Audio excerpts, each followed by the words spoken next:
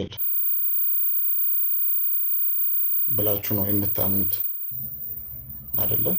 እሱ ደግሞ ገብርኤል ስለመሆኑ ማስረጃ ብትነግረኝ ደስ ይለኛል። ሁለተኛው ነቢዩ ሙሐመድ ማንበብ እንደማይችል አላህ ያውቃል ቁርአንን ሲያወርድ። ፀሐይን ማየት እስከማይችል ድረስ ልክ እንደዛ ነው ቁርአናችሁ ላይ የተጻፈው። ማስረጃ ማሳየት ትችላሉ? ፀሐይን ማየት ኦኬ። ነቢዩ ሙሐመድን ረገጠው ይላል። ፀሐይን ማየት እስከማይችል ነው ያልከው? ያ ማን ተደብድቧል፣ ረግጦታል አይደለ? መልአኩ አይ ቲንክ የመጣው ገብርኤል ሲወርድለት እስኪ ያሳየን። ፀሐይን ማየት እስከማይችል ምናምን አውጣ ያላ። ኦኬ እሺ፣ እሱን አወጣልሃለሁ። ባክግራውንድ ሳረግ ሜይ ፖዝ ላረግ ስለሚችል ነው። እንዲሁኑ ጥያቄን ጠቅላላ ካደረኩ በኋላ ባክግራውንድ እያደረኩ አሳያለሁ። ይሄን አሳይናችሁ። ለምንድን ነው? ኦኬ እሺ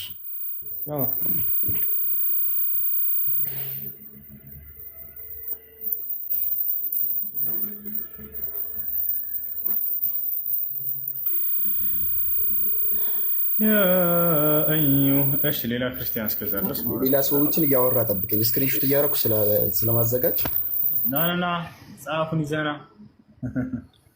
እሺ አይ ናቲ አለ አለው።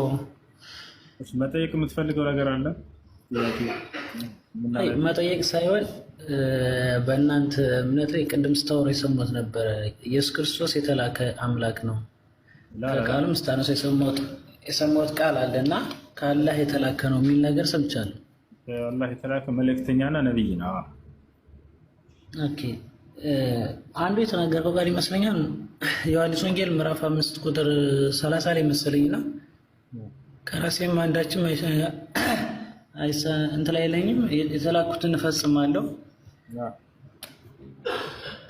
ፍርዴም ትክክል ነው ምናምን ነገር ይላል። ከማን የተላከው ብለን ስናስብ በእናንተ ከአላህ ይባላል፣ ከኛ ደግሞ ከእግዚአብሔር አብ ተላከ ነው። ኦኬ እሺ ጥያቄ ምንድን ነው? ዮሐንስ ወንጌል ላይ ምዕራፍ 10 ቁጥር 30 ላይ ስትሄድ እኔና አብ አንድ ነን ይላል። እሺ ያ ማለት እግዚአብሔር አብ፣ እግዚአብሔር ወልድ፣ እግዚአብሔር መንፈስ ቅዱስ ተብሎ ምስጢረ ሥላሴ ላይ እንማራለንና ኢየሱስ ክርስቶስ ሳይሆን እግዚአብሔር ወልድ የተላከ ነው። ትክክል ነው።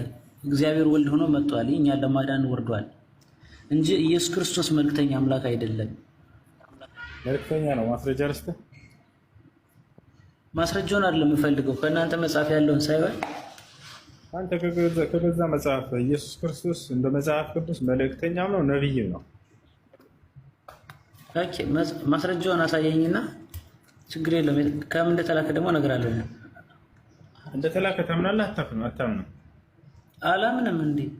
እንዴ ኢየሱስ ክርስቶስ ራሱ የተናገረው ነው ማሳየው።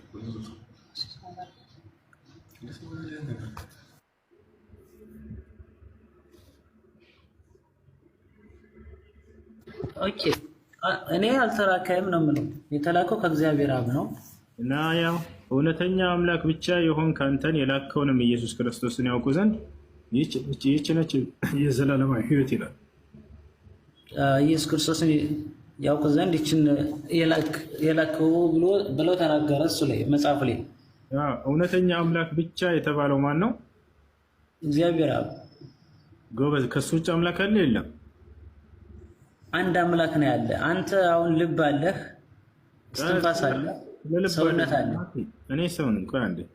እውነተኛ አምላክ ብቻ የተባለው ማን ነው ስልህ አብ ነው አልከኝ።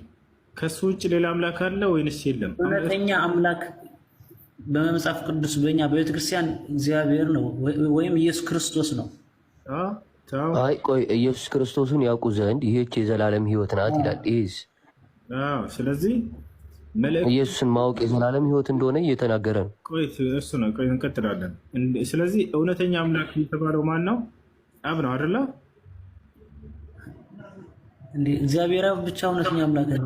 እግዚአብሔር አብ፣ እግዚአብሔር ወልድ፣ እግዚአብሔር መንፈስ ቅዱስ ሲሆን አይደለም እውነተኛ አምላክ የተባለው አብ ነው እያለን እኮ ነው። ኢየሱስ ያ አባት ሆይ ብሎ ነው የሚጀምረው ይታያል። ኢየሱስም ይህን ተናግሮ ወደ ሰማይ ዓይኖቹን አነሳና እንዲህ አለ፣ አባት ሆይ እውነተኛ አምላክ ብቻ ይሆን ካንተን አለ። ከዚያ ስለ ራሱ ደግሞ ቀጥሎ ተናገረ፣ የላከውንም ኢየሱስ ክርስቶስን አለ። ኢየሱስ የተላከ ነው አይደለም? ከእግዚአብሔር አብ የተላከ ነው። አሜን ነው ጌታ ሰው። ስለዚህ እርሱ ከእግዚአብሔር ሳይሆን ከእግዚአብሔር የተላከ ነው። እውነተኛ አምላክ ብቻ ይሆን ከአንተን የላከውንም ኢየሱስ ክርስቶስን ያውቁ ዘንድ ይህች ነች የዘላለማዊ ሕይወት ይላል። አንድ ጥያቄ ልጠይቅህ ነው። አሁን አይበለውና አሞ ሐኪም ቤት ሄደህ ታከምክ፣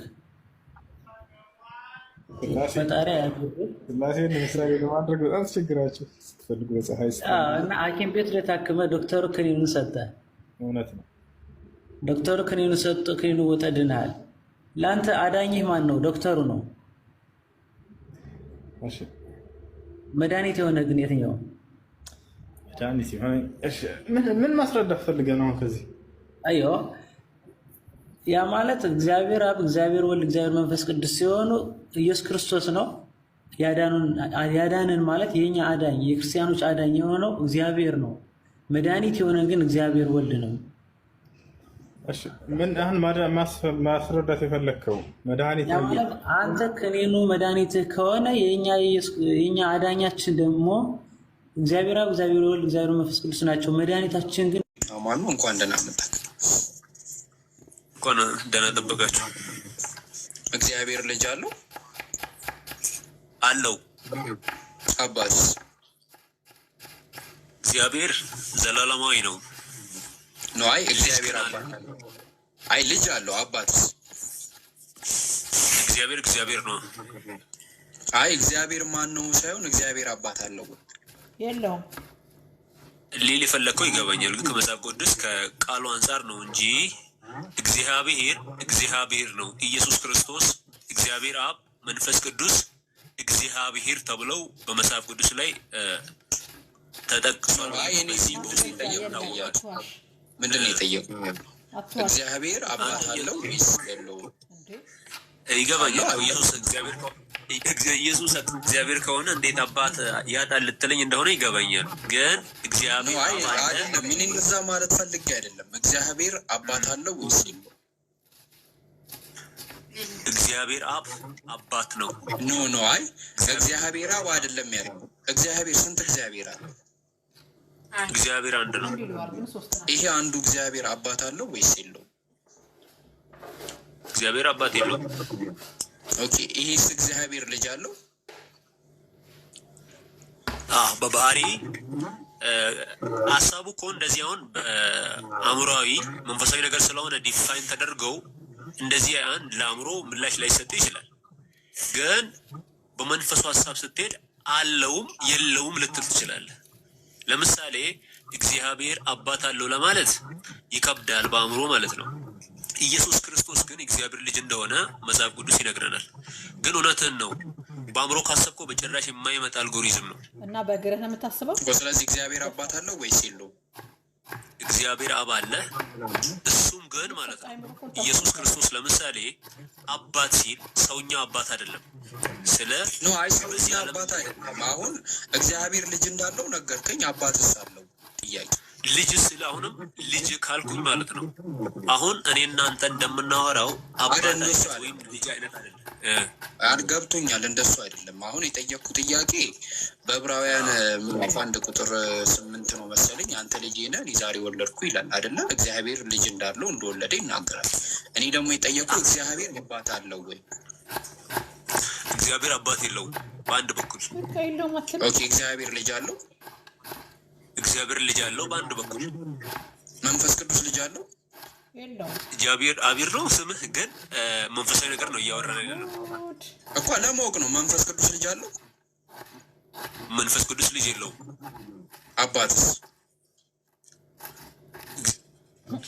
እግዚአብሔር አሁን እዚህ ዲቪዥኑን አይ መንፈስ ቅዱስ አባት አለው ወይ? ልጅ የለውም ማለት እኮ ገባኝ። መንፈስ ቅዱስ እግዚአብሔር ሆኖ የለው እኮ። ስለዚህ እግዚአብሔር ሆኖ ልጅም የሌለው አባትም የሌለው አለ ማለት ነው።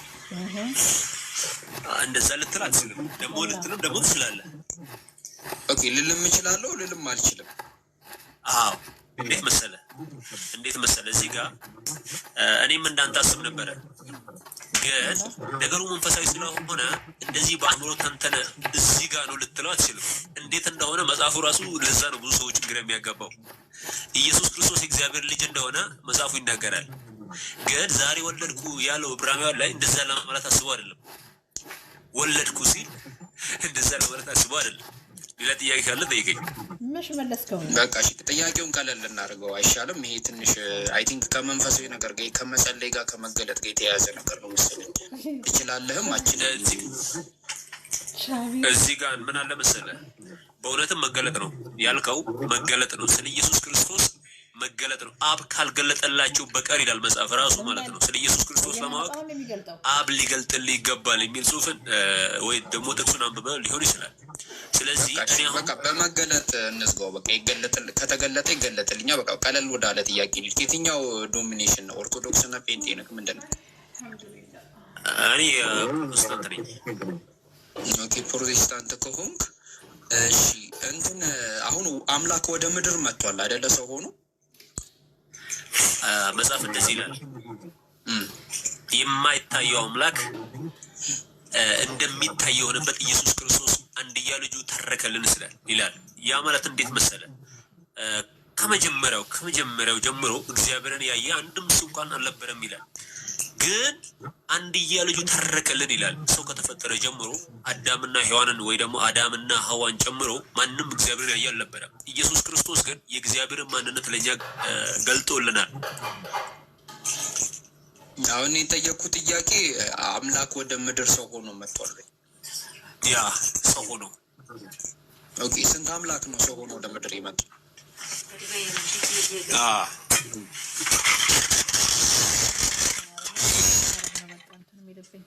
አቤት ተዘራ ከኔ ጋር ነህ? ስንት አምላክ ነው ወደ ምድር ሰው ሆኖ የመጣው? እግዚአብሔር ልጅ ኢየሱስ ነው። አይ ስንት አምላክ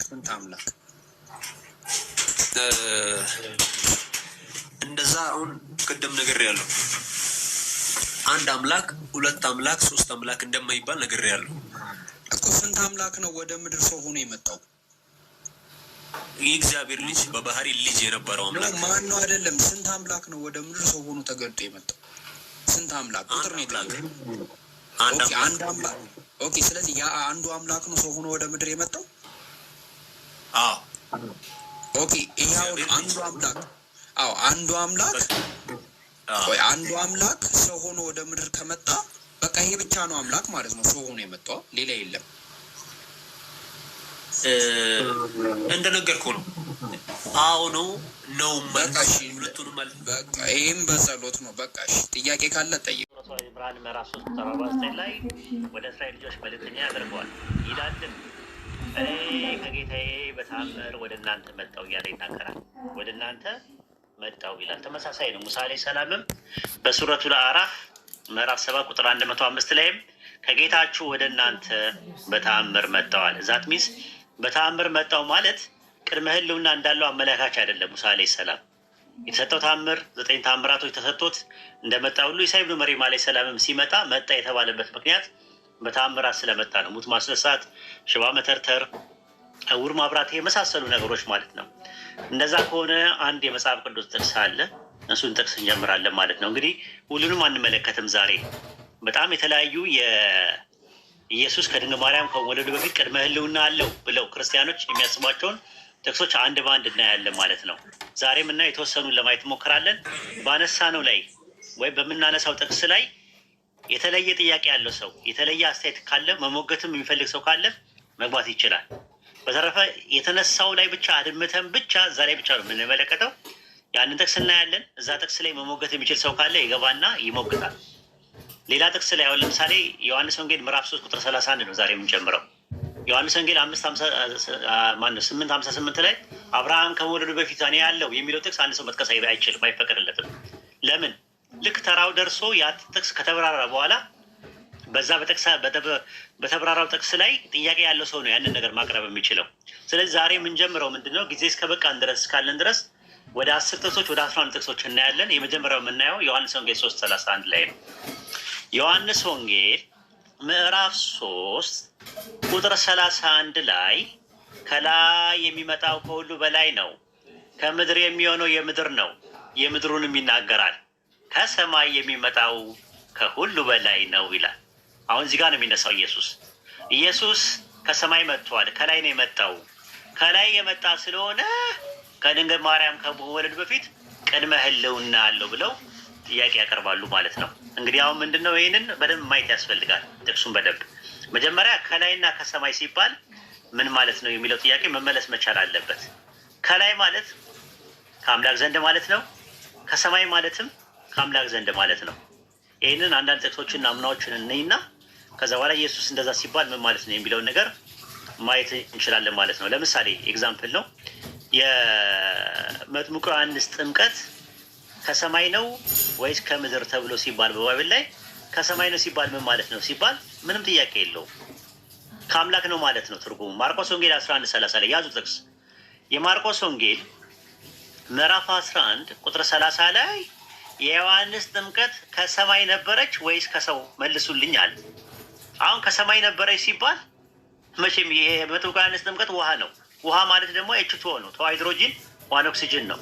ዮሐንስ ወንጌል ምዕራፍ 1 ቁጥር 26 ላይ ዮሐንስን መልሶ አለ እኔ በውሃ አጠምቃለሁ፣ ዳሩ ግን የማታውቁት በመካከላችሁ ቆሟል አለ ይላል።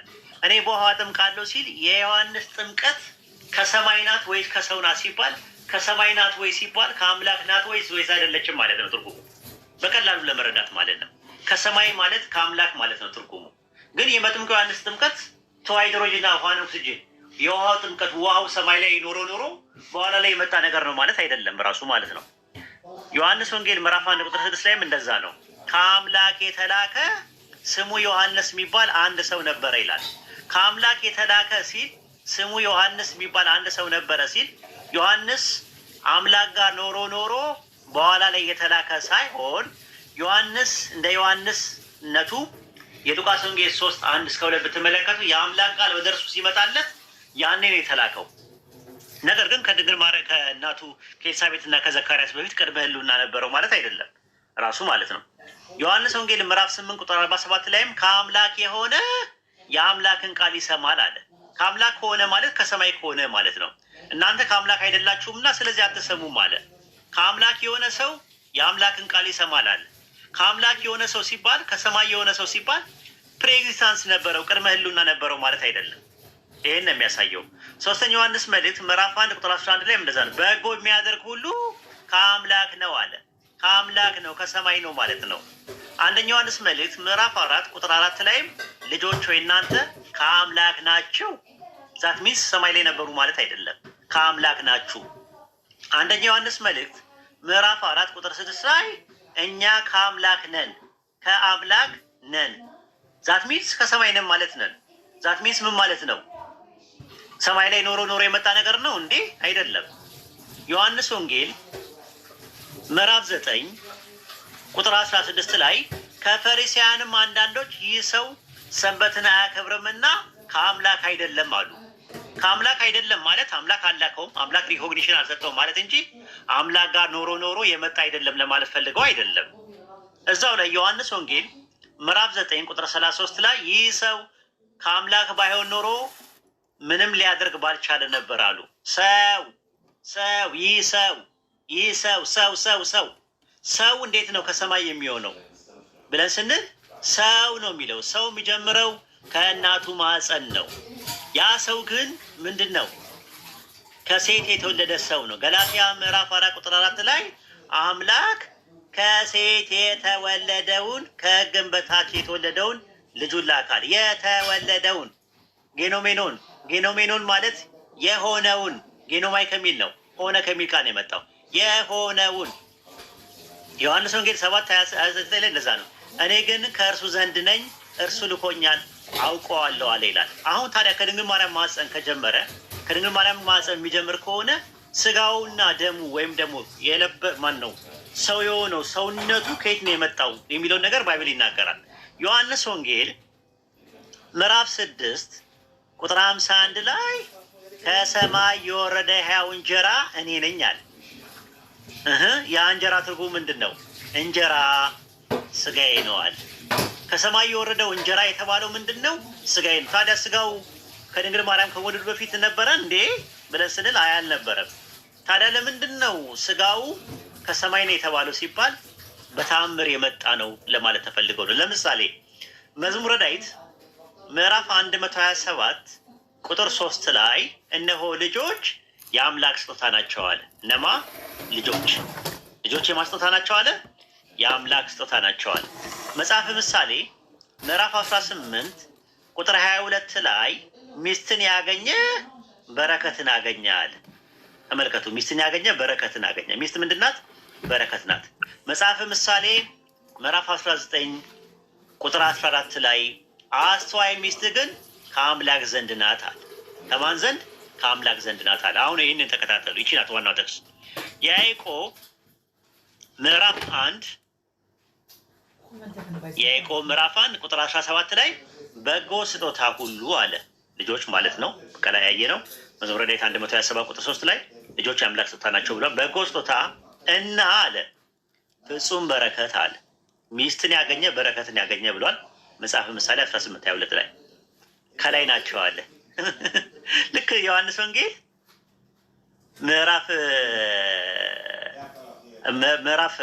ምዕራፍ 3 ላይ እንዳየ ነው ማለት ነው። ዮሐንስ ወንጌል ምዕራፍ 3 ላይ ምን ነበር ያለን የነበረው? ቁጥር 31 ላይ ከላይ የሚመጣው ከሁሉ በላይ ነው ብሏል። ከላይ ማን ነው? ከላይ የመጣው ክርስቶስ። የያዕቆብ ምዕራፍ 1 ቁጥር 17 ላይ ልጆችና ሚስት ከላይ ናቸው አለ። ከየት ናቸው አለ? ከላይ ናቸው አለ።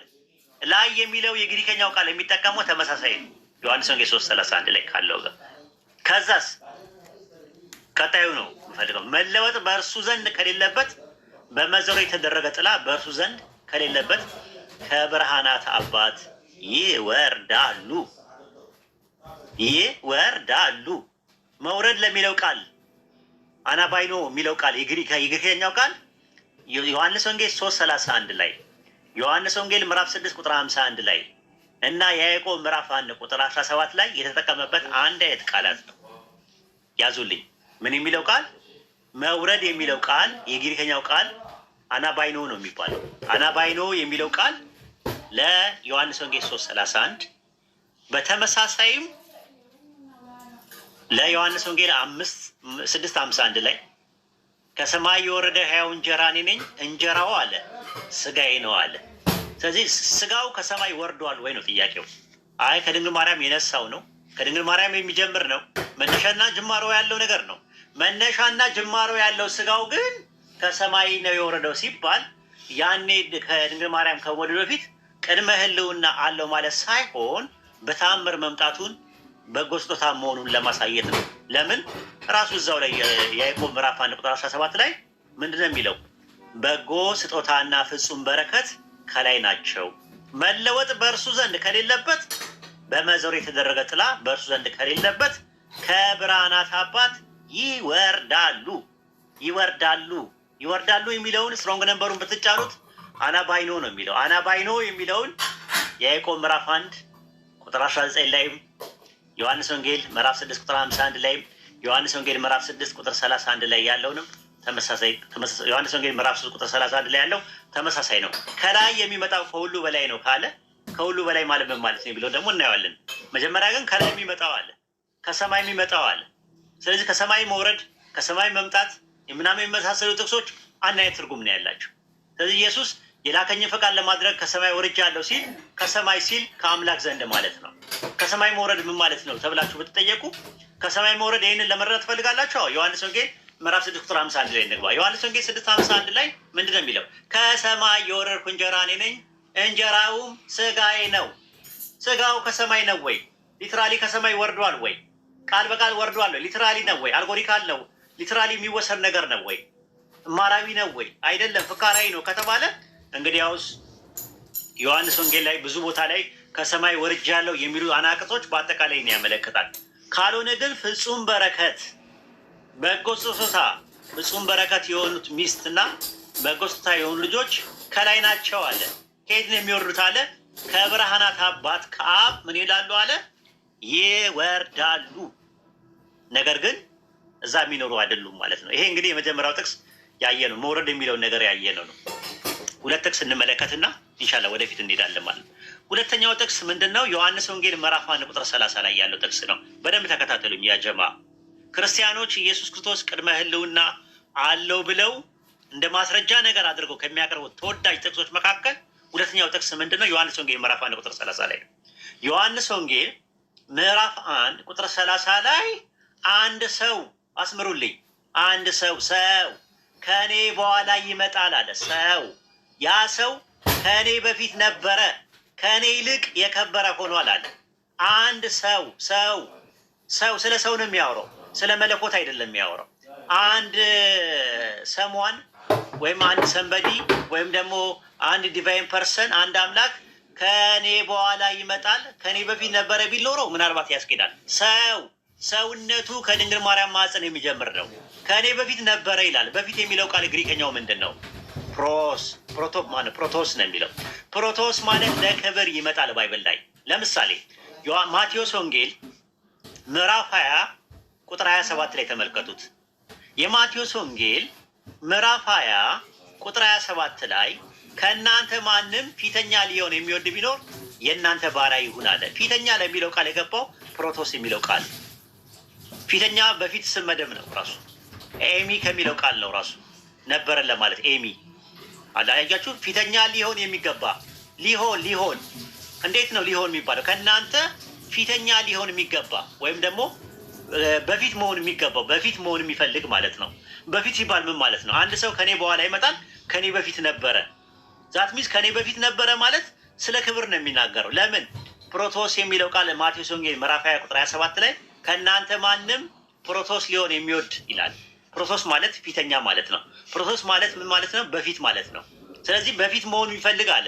በፊት ሲባል ምን ማለት ነው? በቅድመ ሕልውና በእድሜ መበላለጥን ነው እንደሚያሳየው አይደለም። ለምን? እዛው ጋር ስትመል ከኔ ይልቅ የከበረ ሆኗል አለ። በክብር መጥምቁ ዮሐንስን ኢየሱስ ይበልጠዋል። ኢየሱስ ድብና አድርጎ ይበልጠዋል። ስለዚህ ምንድን ነው በክብር ደረጃ ማለት ኦንቶሎጂካሊ ሰው ናቸው ሁለቱ። መጥምቁ ዮሐንስም ሰው ነው፣ ኢየሱስም ሰው ነው። ምንም ልዩነት የላቸው። ነገር ግን ኦንቶሎጂካሊ ልዩነት ሳይኖራቸው ሜታፊዚካሊ ግን በማንነት ደረጃ የደረጃ ልዩነት አላቸው። ስለዚህ ምን አለ ማቴዎስ ወንጌል ምዕራፍ 20 ቁጥር 27 ላይ ምን አለ? ከእናንተ ማንም ፊተኛ ሊሆን የሚወድ የእናንተ ባሪያ ይሁናል። ፊተኛ ማለት ፕሮቶስ ነው የሚለው። ፕሮቶስ ማለት ምን ማለት ነው ሲባል በፊት ማለት ነው። በፊት መሆኑ ይፈልግ አለ። ዛት ሚስ በእድሜ የሚበልጥ ማለት ነው እንዴ? አይደለም። ራሱ በፊት ሊሆን ለሚለው ቃል ኤሚ ተመሳሳይ ነው። ራሱ ኤሚ የሚል ቃል ነው የሚጠቀመው። ኤሚ ምንድን ነው? ስትሮንግ ለምበሩ ላይ ስታዩት ከእኔ በፊት ነበረ ኤን ኤሚ ነው ራሱ እንትኑ ማለት ነው ፕሮቶስ። ማቴዎስ ወንጌል ምዕራፍ 22 ቁጥር 38 ላይ ይሁት እንደምትመለከቱት 10ቱ ትእዛዛት በእድሜ አይበላለጡ። የመጀመሪያው እስራኤል ስማ ጌታ አምላካችን አንድ ጌታ ነው፣ በፍጹም ሀሳብ በፍጹም ነፍስ ውደድ። ሁለተኛ ባልንጀራን እንደራስህ ውደድ። አትስረቅ፣ አታመንዝር 10 ናቸው። ከ10ቱ ትእዛዛት ውስጥ ግን ማቴዎስ ወንጌል ምዕራፍ 22 ቁጥር 38 ላይ ታላቂቱና ፊተኛው ትእዛዝ ተብሎ የተባለው የመጀመሪያው ታላቂቱና ፊተኛይቱ ለሚለው ቃል ፕሮቴን የሚለው ማስኩላይን ጄንደር ነው። ማነው? ፌሚናይን ጄንደር ነው። ዛት ሚንስ ትእዛዞቹ ሲመጡ እኩል ነው የመጡት። ግን ማን ከማን ይቀድማል ብለን ስንል የሚቀዳደሙት በጊዜ አይደለም፣ የሚቀዳደሙት በክብር ነው የሚቀዳደሙት። በክብር የመጀመሪያ የነበረው ትእዛዝ እስራኤል ስማ ጌታ አምላካችን አንድ ጌታ ነው፣ እሱም በፍጹም ልብህ በፍጹም ሀሳብ አምልክ ወይም ደግሞ ውደድ የሚለው ትእዛዝ የመጀመሪያው ታላቂቱና ፊተኛይቱ ይላል። ፊተኛይቱ ለሚለው ቃል ፕሮቴን የሚለው የፕሮቶስ ምንድን ነው? ማስኩላይን ጀንደር የነበረው ፌሚናይን ጀንደር ነው። ፕሮ ማለት በፊት ማለት ነው። መስተዋድድ ራሱ ከኔ ማንነት በኋላ ማለት ነው። ከተላከበት በኋላ እኔ መላኩን ካመለከተ በኋላ ከተላከ በኋላ የመጣው ዮሐንስ ከመላኩ በፊት ነበረ ማለት ነው። ምንድን ነው የሚያሳየው? አንድ ሰው ከእኔ በኋላ ይመጣል። ከእኔነቴ በኋላ ነው የሚመጣው። ያ የሚመጣው ግን ከእኔ በፊት ነበረ። በምንድን ነው የነበረው? በአካል ነው አይደለም። በፊት የሚለው ቃል ፕሮቶስ የሚለው ለክብር ይመጣል። ማቴዎስ 20 ደረስኩ። ኢየሱስ ከአብ በአካል ዘማካል ባህሪ ዘንባሪ በሚል ታምናለህ? ገዛ አችልም ለካሳ ከአካል አካልን ወስዶ ከባህሪ ባህሪን ወስዶ ነው ቅድመ ዓለም የተወለደው ብለህ ታምናለህ? ከአካል ድገምልኝ አንዴ። ከአካሉ አካልን ወስዶ ከአብ አካል አካልን ወስዶ ከባህሪው ባህሪን ወስዶ ነው የተወለደው። ሲወለድ አበዙት ወላሂ። የስ እንደዛ ነው። ከባህሪው ባህሪ ነው። ስለዚህ ባህሪም ነው የተወለደው፣ አካሉ ብቻ አይደለም የተወለደው። ራሳችሁ ጉዳይ ነው። ወዴላ ሰፍታችሁ ሃይፖስታሲሱ ከሱ የወጣ ነው ማለት መቀዳደም አለባቸው ሳይሆን ኤሰንሱም ከሱ ነው የተወለደው። ኤሰንሱም ነው የተወለደው ወይስ ኤሰንስ ብቻ ነው የተወለደው ወይስ አካልም ነው የተወለደው? አሁን ለምሳሌ የስ አካሉም ተወልዷል። ኢሴሱም ኢሴስ ማለት አሁን ምሳሌ ኢሴስ ሰጥቶታል ከዛ በፊት የለውም ማለት ሳይሆን የሁሉም ኤሰንሱም ተወልዷል። ኖ አይ ኤሰንሱም ተወልዷል አብሮ። ስለዚህ ኢንስፓይሬሽን የዘላለም እኮ ኢተርናል ለዚያ ያለቅ ይሉታል በኢትዮጵያ። ለዚያ ያለቅ ወይም ኢተርናል ጄኔሬሽን ይባላል፣ ዘላለማዊ ውልደት ይባላል። ሲወለድ ከጊዜ በፊት ነው የተወለደው። ሲወለድ በፈቃዱ ነው የተወለደው ያለ ፈቃዱ ነው የተወለደው? በፈቃዱ ነው የተወለደው። ፈቃዱ ከመወለዱና ከፈቃዱ ማን ይቀድማል? ፈቃዱ ከመወለዱና ከፈቃዱ ማን ይቀድማል? ባህሪ ከፈቃዱ ውጭ የባህሪ ፈቃድ የባህሪ ነጸብራቅ ነው። ወር ደግሞ ዊል ዛ ፋኩልቲ ኦፍ ኔቸር። ስለዚህ ተመሳሳይ ነገር አንዱ ዊል ነው ሼር እኮ ማን ሲወለድ እኮ ነው በፈቃዱ ነው ያለ ፈቃዱ ነው የተወለደው? በፈቃዱ ከሆነ ሲወለድ በፈቃዱ ከሆነ ፈቅዶ ነው ራሱ የተወለደው? የስ አንድ ፈቃድ ነው ያላቸው። ምኑ ነው የተወለደው? አንድ ፈቃድ ነው ያላቸው። አንድ ባህሪ እኮ ምኑ ነው የተወለደው? ገባኝ። ምኑ ነው የተወለደው? እንደዚህ አደብ ይዛችሁ ፐርሰኑ ወር ደግሞ ኔቸር ማለት ነው። ኔቸሩና ፐርሰኑ ሲወለዱ ያ ፐርሰን ይችላል። የወልድ ኔቸርና የወልድ ፐርሰንን እና ሁለቱ ሲወለዱ ማለት ነው። ማንነቱም ምንነቱም ሲወለድ በፈቃዱ ላይ ተመስርቶ ነው የተወለደው ወይስ ያለ ፈቃዱ ነው የተወለደው? በፈቃዱም ተመስርቶ ነው የተወለደው። በፈቃዱ። ስለዚህ ፈቃዱ ይቀድማል ከማንነቱና ከምንነቱ? ኖ ዲቫን ቅድም እንዳልኩ ነው። ቅድም እንዳልኩ ለምሳሌ ስጠኝ ማስረጃ ስጠኝ። በፈቃዱ እንደተወለደ በፈቃድ እንደተወለደ ነው ሊማቀ ወልድ በራሱ ፈቃድ እንደተወለደ ማስረጃ አለ? ማስረጃ ውረዱ ይላሉ። ኦኬ ተመሳሳይ ዊል እንዳላችሁ ነው ደግሞ አንድ ዊል እንዳላችሁ ነው ማሳየው። ኖ አይ በፈቃድ እንደተወለደ ነው። ወልድ በራሱ ፈቃድ ነው የተወለደው። እንደዚህ ለመጽሐፍ ቅዱስ ልክ ነህ። የስ በፈቃድ ይላል። ግን ያ ወልድ በራሱ ፈቃድ ነው የተወለደው። ያ ፈቃድም ወልድም አምኖበት የመጣ ገባኝ። በኋላ ላይ ሲተላለፍ ነው። አትናቴዎስ እንደተናገረው እኮ በሼር አድርጎት ነው አይደለ? ሼር አደረገው ራስ ተላለፈ ይላል እኮ አምላክነቱ ተላለፈ። ሲወልደው ተላለፈ። ከአብ ነው በመተላለፍ የመጣው።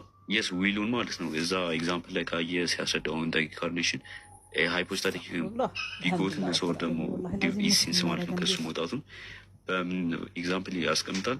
በፋየር እና ላይት ማለት ነው። ለምሳሌ እሳት ሲነድ ፋየሩ ሲነድ ምን አለው? ላይት አለው ማለት ነው። ሶ መቀዳደም የለባቸውም። ልክ ፋየሩ እንዳለ ሁሉ ላይቱ ደግሞ ከዛው ይከተላሉ። ሶ ዩ ካን ዲስቲንግ ዘም ማለት ነው። ለምሳሌ እሳቱን ማጥፋት ላይክ ጀስት በእጅ ጊዜ ውስጥ ነው ያለው። ታጥፎ ትችላል አይደለ? ጊዜ አለ። በጊዜ ውስጥ ነው ያለው። የጊዜ መቀዳደም አለው። የጊዜ መቀዳደምም አለው።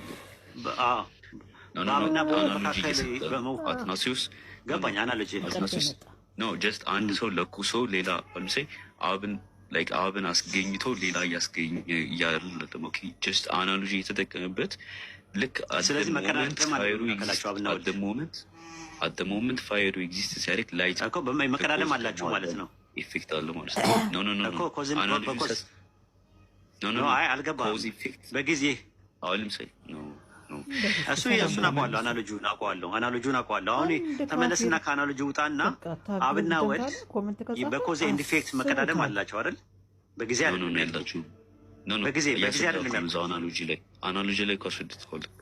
እሺ ቀጥል። ኮዝ ኤንድ ኢፌክት ፋየር ሞመንት ፋየር ኤግዚስት ሲያደርግ ምንድነው ኮንቲኒስ የሚሆን አይቀዳደሙም።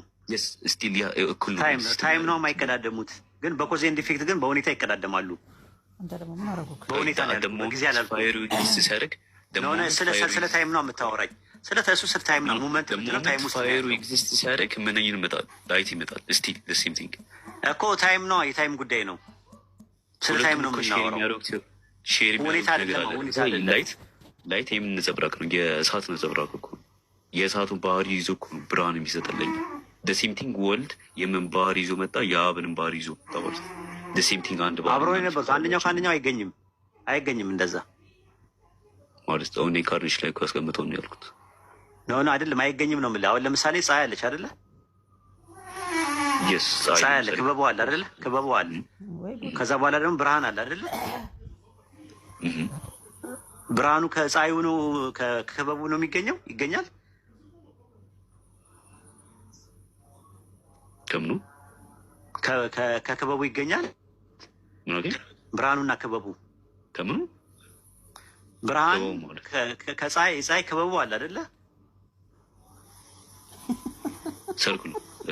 ሰርክሉ ክበቡ ማለት ነው። ክበቡ ምንድን ነው? ሃይድሮጂን ሂሊየምን አድርገን ነው አይደለ? ፈራው እኮ ለመጻፍ አላለ። ሃይድሮጂን ሂሊየምን አድርገን ነው አይደለ? ከክበቡ ደግሞ 3 ነገር አለው አይደለ?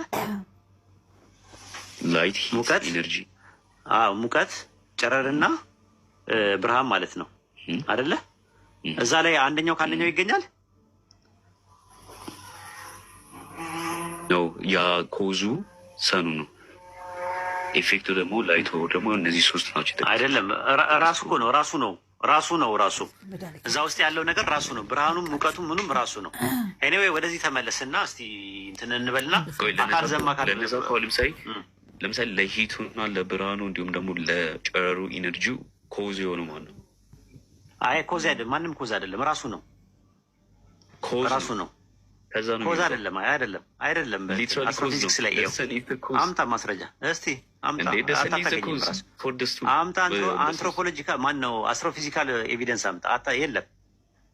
ራስ ቸርች ፋዘርስ እንደዛ የሰጡት ምንድነው? እንትኑ ራሱ ክበቡ ምንድነው? ራሱ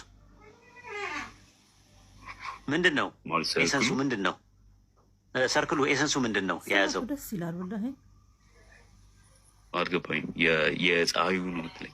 የፀሐዩ ክበቡ ኤሰንሱ ምንድን ነው? ኤሴንሱ ላይክ ለምሳሌ አሁን ቅድም የጠቀስኩት ነገር ሃይድሮጂን ነው። ሂሊየም ምንድን ነው? ሃይድሮጂንና ሂሊየም አድርገን አይደለ እኮ ሃይድሮጂን ሂሊየም አድርገን ነው አይደለ? እነሱ ናቸው ኮዙ እያልከኝ? ታዲያ እነሱ ናቸው እኮ ሃይድሮጂን ሂሊየምና አድርገን ነው ኤሰንሱ አይደለ? አሁን ለምሳሌ ፀሐይ ውስጥ አይደለም የሚካተቱት? ክበቡ ነው ፀሐይ ውስጥ ያሉ እኮ ኮዝ አይደለማ። ክበቡ ለብርሃኑ ለሙቀቱ ለምናምን ነገር ኮዝ ነው የሚል ሳይንቲፊካሊ ማስረጃ የለም። ዝም ብሎ አንተ ከቸርች ፋዘርስ ስላገኘው ነው እንጂ የአስትሮፊዚካል ማስረጃ ፀሐይ እኮ ነው። እሺ እንመለስ፣ ወደ ነጥባችን እንመለስ። ከአካልን አካል ወስዶ ከባህሪ ባህሪን ወስዶ አልክ አይደለ? ዛማ አካል ዘማ አካል ባህሪ ዘም ባህሪ አይደለ? ከድንግል ማርያም የተገኘው ሰው ሙሉ ሰው ነው። ፉሊ ጋድ ፉሊ ሙሉ ሰው ከሆነ ሙሉ ሰው ከሰውነት ምንም የጎደለው ነገር የለም። ሰው ከመሆን ሰው ያለውን ነገር ሁሉ አለው አይደለ? ሂማን ፐርሰን አለው አካል አለው። ኮምፖዛይት የሆነ ፐርሰን አለ፣ ግን ሂማን ፐርሰን የለውም እኮ። ሂማን ኔቸር ብቻ ነው፣ ሂማን ፐርሰን የለውም። ሂማን ፐርሰን የለውም። ሂማን ኔቸር ስላለው ዲቫይን የሂማን ኔቸሩ ፐርሰኑ ዲቫይን ኔቸር። እስቲ ማስረጃውን ወደ ባይበል እንግባና ማስረጃ ስጠኝ። እሱ ማወቅ ፈልጌ ነው። ለእያንዳንዱ ነገር መጽሐፍ ቅዱሳዊ መስጫ እንዴት ነው የሚሞ ፊሎሶፊ እኮ ነው የእናንተ ትምህርት እኮ ፊሎሶፊ ነው የምንለው። ለዛ በጭንቅላቴ ነው እያስወደው ያለሁት እኮ። ታዲያ እኮ ፊሎሶፊ ነው እኮ ማመንም ጥሩ ነው ነው ብዬ ወደ ባይብል እንዳንገባ አንደኛ እንትኑ የላችሁም ራሱ ማለት ሞር ፊሎሶፊካል ነው ያየሁት ክራይስቶሎጂ ላይ ሲሪል በደንብ ያስቀምጠዋል። ኦን ስኮሊያ ኦን ዩኒቲ ኦፍ ክራይስት በጣም ብዙ መጽሐፍ ላይ ያወራበት ፓርት አለ መጽሐፍ ቅዱስ እየጠቀሰ ዊች ሚንስ እኔ አልችልም ማለት አባቶች አልተናገሩት እነሱ ይዤ ይመጣሉ። እንደዛ አይደለም። እሺ እንትን እናድርግና አንድ ማስታወቂያ እንስራና ማስታወቂያ ስላለ ለሌሎቹ እድል እንስጣቸውና አሁን እያልካደ አንተ ራሱ ምን ቆራለህ? አላልኩም። አደምና ሐዋ ራሱ ጀነት ውስጥ አልተፈጠሩ። ማስረጃ አምጣ እስኪ። የኖሩበትን አሁን ምሳሌ ምድር ላይ በጭቃ ተፈጥረው ገነት ሊገቡ ይችላሉ። ግን የኖሩት ገነት እሱን ውስጥ ነው። አልጠየኩም። ሰው የተፈጠረበት ዓላማ ጀነት ውስጥ ለመኖር ነው የሚል ቁርአን ላይ አውጣና ስጠኝ ነው ያልኩህ። ከየት አመጣኸው? ገነት ውስጥ ለመኖር ነው ቁርአን ላይ እኔ ምድር ላይ ላላመጣሽ እኮ ማታውቀው ነገር አዘባርቃ። ይህ እኮ መዘባረቅ ነው። ማታውቅበትን መጽሐፍ ልክ እንዳለ አድርጋ አታውራ።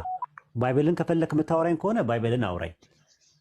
ገብቶሃል? የምታወራ ያለው ቁርአን ነው። ቁርአን ላይ ከሆነ ግን ሰው የተፈጠረው መጀመሪያውኑ ጀነት ውስጥ ለመኖር ነው የሚል ቁርአን ውስጥ የታለ? አደምና ሐዋ የተፈጠሩት ጀነት ውስጥ ነው። ሁለቱም የተፈጠሩት ጀነት ውስጥ ነው የሚል ነገር የቱ ጋር ነው ያነበብከው ቁርአን ላይ? የሚኖሩት ገነት ውስጥ መሆኑን አውቃለሁ። የት አለ የተፈጠሩት ጀነት ውስጥ ነው የሚል የት አለ? ገነት ውስጥ ይኖሩ ነበር አይኖሩም ነበር? አይኖሩም ነበር። መጀመሪያ አይኖሩም ነበር። የገቡት የጁማ ቀን ነው የገቡት። ጁማ ቀን ነው ያስገባቸው። የት ነበር? መሬት ላይ ነው። መሬት ከምንድን ነው የፈጠራቸው? መሬት ላይ ይኖሩ ነበረ። ከዛም በኋላ ነው ወደ ገነት የገቡት። ወደ ገነት ለምን ገቡ? አዎ ጀነት ለፈተና ሊፈተኑ፣ እነሱ ሊፈተኑ ተመልሰው ወደ ምድር ሊጣሉ ተፈተኑ። ከዛ በኋላ ፈተናውን ወደቁ። ከዛ በኋላ ከበደለኞች ትሆናላችሁ አሉ። ንስሐ ገቡ። ለጊዜው ነው። ፈተናውን ቢያልፉ ኖሮስ? አለፉም አላለፉም መሞታቸው አይቀርም እኮ በኋላ ላይ ተፈጥሯዊ ነው ሞታቸው። በእኛ ትምህርት ለዘላለም አልተፈጠሩም። እሺ ቁርአንን ለአንድ ጥያቄ ልጨምርና ወይንም ወርድ። አይ በቃ ይሄን ጨርስና ወደ ባይብል እንገባለን። አሁን ያመጣትን እንዳለ ወደ ባይብል እንሄዳለን። በዚሁ አርዕስት ላይ አይ እኔ ባይብል የመመለስ አቅሙ እንኳን ትንሽ ስለሚል አንድ ጥያቄ ልመልስልህ። አዳምና ሔዋን የት ነው የተፈጠሩት በባይብል? ቆይ ተረጋጋ፣ እኛ እናስተምርሃለን። ቆይ አንድ ጥያቄ ልጠይቅሽ። ቆይ ያለዛ እኔ መመለስ አቅሙ የለኝም እኮ ልናስተምርህ እኮ ነው። እኛ ደግሞ ልናስተምርህ ነው በተራ። አዳምና ሔዋን መጀመሪያ የተፈጠሩት የት ነው? አንድ ጥያቄ ልጠይቅ ወይስ ይቻላል? አዳምና ሔዋን የት ነው የተፈጠሩት? ከምድር ጭቃ ወደ ተፈጠሩ። ከምድር ጭቃ የት ላይ? እስቲ ጥቅስ አውጣ፣ ማስረጃ አምጣ። ከምድር ጭቃ ተፈጠሩ። የስ ልክ ነው። ግን የት ነበር የነበሩት? የት ነበር የነበሩት? አዳምና ሔዋን የት ነበር የነበሩት? ወደ ገነት ከማስገባቱ በፊት የት ነበር የሚኖሩት? ነው። አዎ የት ነበር የነበሩት? የገቡበትን እኔ ጥቅስ የገቡት ገነት ነው። እንግዲህ ገነት ኖሩ። ገነት የት ናት? አዳምና ሔዋን ይኖሩባት የነበረባት ገነት የት ናት የነበረችው? የት ናት ማለት ከምድር በላይ ነው። የት ነው ያለችው? ማስረጃ አምጣ። ምድር ላይ እንደነበረች ነው የሚናገረው ባይብል። ማስረጃ አምጣ። ከምድር በታች ከምድር ገነት ምድር ላይ ነበረች። አዳምና ሔዋን ይኖሩበት። ማስረጃ ልስጥህ። ኦሪት ዘፍጥረት ምዕራፍ 2 ቁጥር 7 ላይ ያህዌ አምላክ ሰውን ከምድር አፈር አበጀው፣ በአፍንጫውም የእስትንፋስ አሰፋለበት፣ ሰውም ሕያው ነፍስ ሆነ። እግዚአብሔር አምላክ በምስራቅ አለ፣ በኤደን አለ፣ ገነትን ተከለ። ኤደን የት ናት? አሶር ናት። በኤደን አለ፣ ገነትን ተከለ። የፈጠረውን ሰው ከዚያ ኖረው። እግዚአብሔር አምላክ ለማየት ደስ የሚያሰኘውን ለመብላትም መልካም የሆነውን ዛፍ ሁሉ ከምድር አበቀለ አለ። ከምን አበቀለ? ዛፉ የጀነት ዛፍ የት ነው የበቀለው? ከየት ነው የበቀለው? ጀነት ውስጥ የነበረው ዛፍ። ስለዚህ ጀነት የት ነበረች ማለት ነው? አዳምና ሔዋን የኖሩባት የነበረው ጀነት የት ነበረች? ምድርና ሰማይን ፈጠረ ነው የሚለው እግዚአብሔር በመጀመሪያ። የት ነበረች ነው ያልኩ። አዳምና ሔዋን ይኖሩባት የነበረው ጀነት የት ነበረች? ከምድር በላይ ነው የማውቀው። አይልም። የታለ ጥቅስ? ይኸው እዚህ ጋር ከምድር አበቀለ ይላል። ከዛስ ወንዝም ገነትን ያጠጣ ዘንድ ከኤደን ይወጣ ነበር አለ። ከዛ ለአራት ይከፍል ነበር። የአንደኛ ወንዝ ፊሶን ነው አለ። ወርቅ የሚገኝበት የውላጠ ምድር ነው አለ። አንደኛ ወንዝ የዚያ ምድር ወርቅ ነው አለ። ሁለተኛ ወንዝ ደግሞ ጌዮን ነው፣ የኢትዮጵያ ምድርን ይከባል አለ። ሶስተኛ ወንዝ ጤግሮስ ነው፣ የምስራቅ ይከባል አለ። አራተኛ ወንዝ ደግሞ ኤፍራጥስ ነው አለ። አራቱም ወንዞች ምድር ላይ እንደነበሩ ይናገራል። ይኸው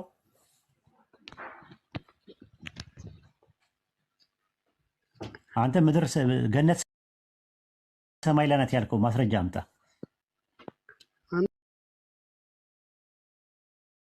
አንተ ምድር ላይ ለመሆኗ ማስረጃ ወንዙ ነው። ይኸው 4 ወንዞች፣ ይኸው ወንዙ ይላል። ወንዙ የት ነው ያለው አለ? የውላጥ ምድር ይከባል አለ ወንዙ። አንደኛው የውላጥ ምድር ላይ የሚል አለ ወይ መሬት ላይ የሚል አለ? ይኸው የውላጥ ምድር የት ነው ያለው? የውላጥ ምድር የት ነው ያለው?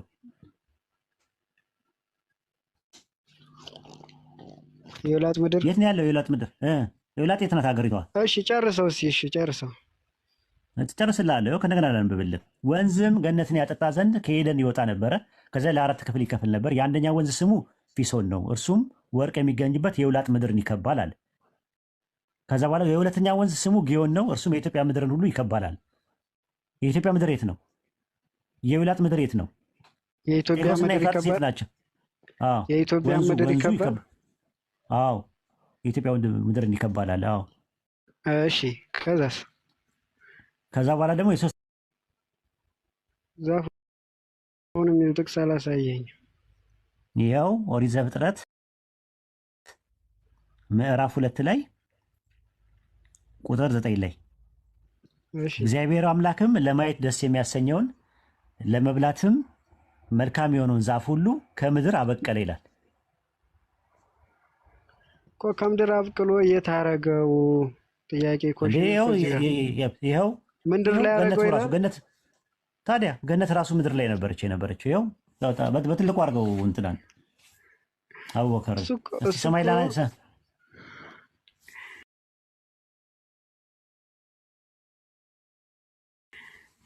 ኢማጂን ነው፣ አረዳድ ነው። ከገነት አዳምና ሔዋን ከገነት ጭቃ ተሰሩ። ከምድር ጭቃ እኮ አዳምና ሔዋንም ተሰሩ። ዛፉን እንዲበሉ የታዘዛቸው ዛፍ ከየት ነው የበቀለው?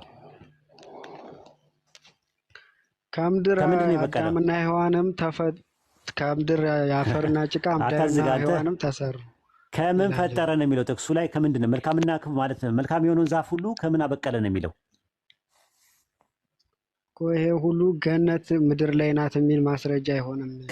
ከምን አበቀለ ነው የሚለው? መልስልኝ። ይኸው እዚህ ጋር በገነት መካከል የሕይወት ዛፉን መልካም ከምን አበቀለ? ጥቅሱን ቁጥር 9 ላይ አንብብልን እስቲ። ቁጥር 9 ላይ አንብበው። እግዚአብሔርም አምላክ ለማየት ደስ የሚያሰኘውን ለመብላትም መልካም የሆነውን ዛፍ ሁሉ ከምድር አበቀለ። ከምን አበቀለ ይላል? መስቲያስ ቆይ ከምን አበቀለ ይላል? አበቀለ። በቃ እናመሰግናለን። ቀጥል።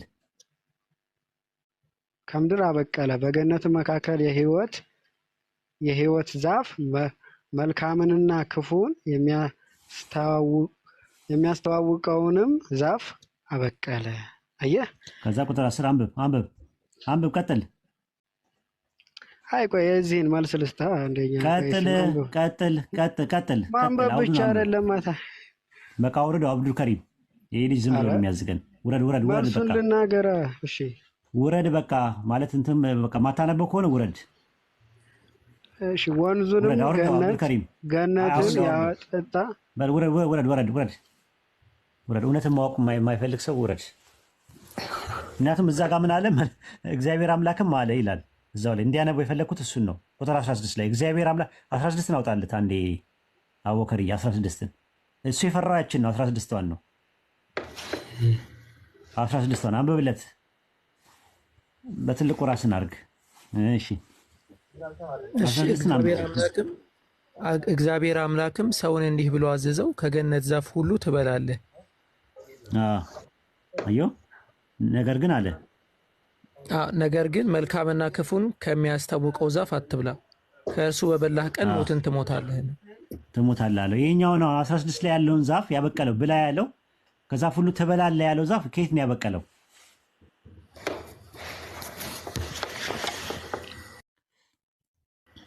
ከምድር አበቀለ ይላል እዚህ። የተከለከለውን ደግሞ በገነት መካከል አለ። ገነት ማለት ራሱ ትርጉሙ የአታክልት ስፍራ ማለት ነው። የአታክልት ስፍራ ማለት ነው ራሱ። አንዳንድ ጥቅሶችን ላሳያችሁ ገነት ማለት የአታክልት ስፍራ መሆኑን። እሺ ማሊ ዘሰለሞን ላይ ገባ። ማሊ ዘሰለሞን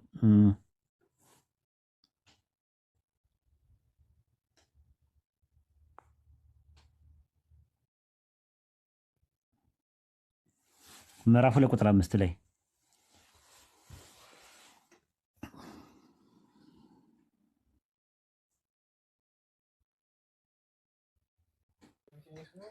በዘቢብም አጽናኙኝ በእንኮይ አበረታቱ 2:5 ላይ 2:5 2:5 ይቅርታ መክብብ 2:5 ይቅርታ መክብብ 2:5 ማሊ ዘሰለሞን ይልኩኝ መክብብ 2:5 ይቅርታ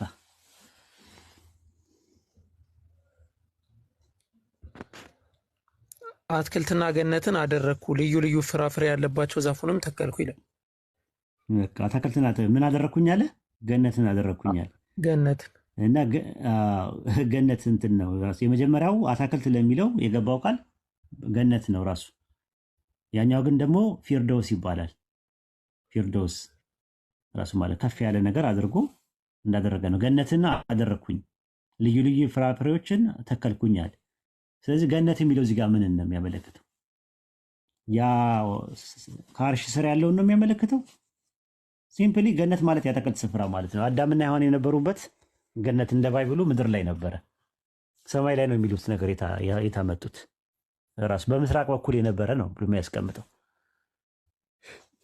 ያኖረውም እነሱን ነው። እኛን የሚመለከት ነገር የለውም። ራሱ ለዘላለም ሊኖሩ ተፈጠሩም የሚልም ጥቅስ የለም። ራሱ በበላ ቀን ትሞታለህ ያለው ስለ መንፈሳዊ ሞት ነው። በበላ ቀን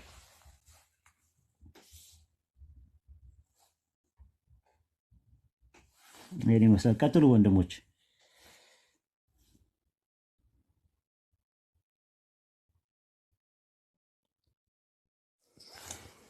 ሰላም አለይኩም ኡስታዝ። ቅድም ላይ የጠየቁት ጥያቄ ነበርና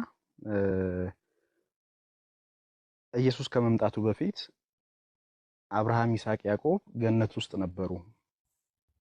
ሌሎች ጻድቅ ሰዎችም እንዲሁ ገነት ውስጥ ገብተዋልና የኢየሱስ መሞት ፋይዳው ምንድነው ታዲያ? ኢየሱስ ከመምጣቱ በፊት ሰዎች ገነት ውስጥ ከገቡ ማለት ነው።